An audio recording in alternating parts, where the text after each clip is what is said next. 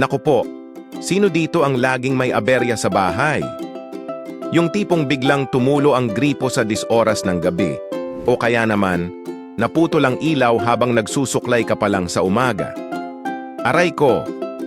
E di syempre, Pinoy style. DIY muna bago tumawag ng tubero or electrician.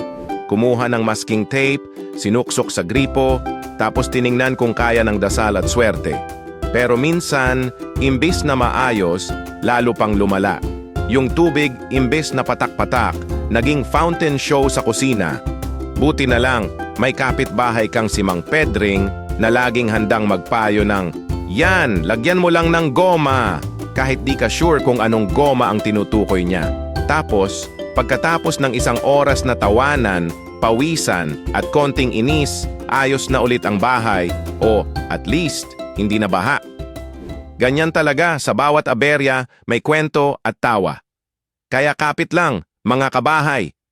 Please like, share, and follow for more. Pero teka, wait. Hanap nyo ba ay heavy-duty toolkit na swak para sa mga biglaang sira sa bahay? Subukan nyo itong multi-purpose tool set. Matibay, compact, at sulit gamitin kahit anong DIY challenge ang dumating. Check nyo na lang sa Yellow Basket at don't forget to check out. Arigat, thanks!